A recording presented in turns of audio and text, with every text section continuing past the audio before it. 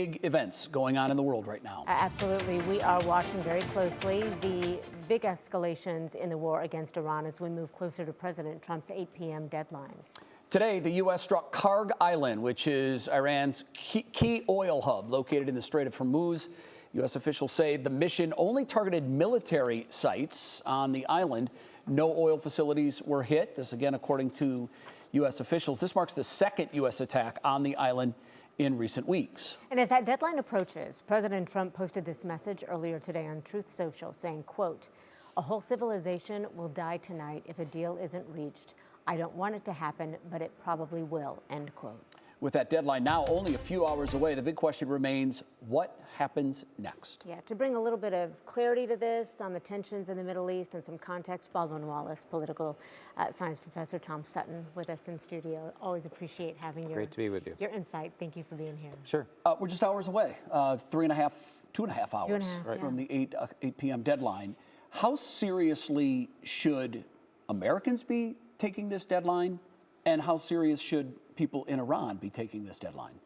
I think we should all be taking this very seriously because we haven't really seen a backing off from this by President Trump, which we have seen in past situations where there's been a delay. There is a possibility because Prime Minister Sharif of Pakistan, who's been the lead negotiator between Iran and the U.S., has asked for a 2-week extension.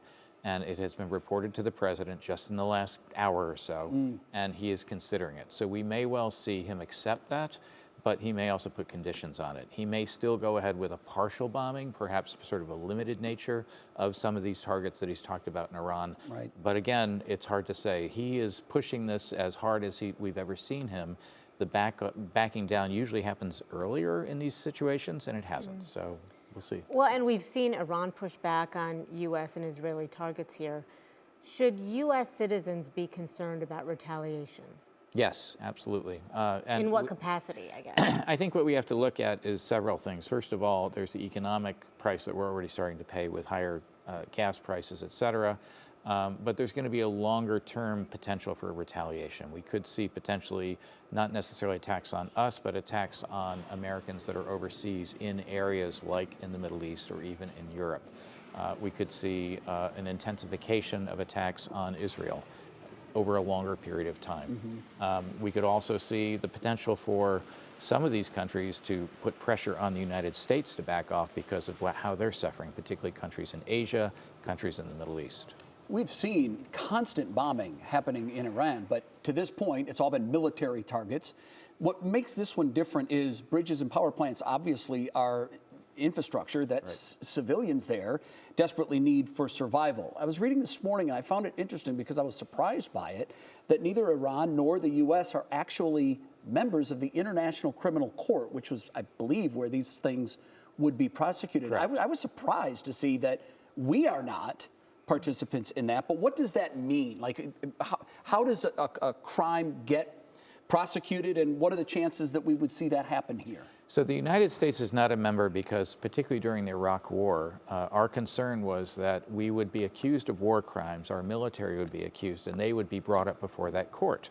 And so because we're not a member, therefore, we're not necessarily immune. They can still press charges against human rights violations against us, but it weakens it if we're not a member. Iran, the same thing. They're concerned for the same reasons. Right. However, there is that whole issue of our U.S. military code includes international law as part of what soldiers must obey, and airmen and every other member of the military. Right. But if you're there in that plane and you're dropping those bombs or being told to, you either face, I drop them and I face the risk of violating human rights and my own military code, or you risk disobeying, and what if it turns out that that was not the case, and then you get prosecuted through the military code of justice. Yeah, very slippery slope there. Very slippery. No doubt about it. So bottom line, 24 hours from now, are we closer to a deal, or are we closer to something much worse? I think it's actually a third option. I'm not sure. I don't think we'll have a deal, and I don't think we're going to see the kind of destruction that President Trump threatened this morning and over the Easter weekend. So more rhetoric. More rhetoric. And the Strait of Hormuz situation is sticky, and until the Iranians get what they're looking for, I think we're going to see this drag on a lot longer than President Trump wants to see it. Well, it is touchy, it is fluid, and I would say You're on speed dial, so you may be back sooner than you think. And Tom, thank you for answering. You're the welcome. speed dial, Yeah, great I hope insight. for our country Great. and Iran that I'm not back, but I'm happy to be at any Absolutely. time. We appreciate Thank you, so Tom. For much. sure. Thank you. Absolutely. Thank you.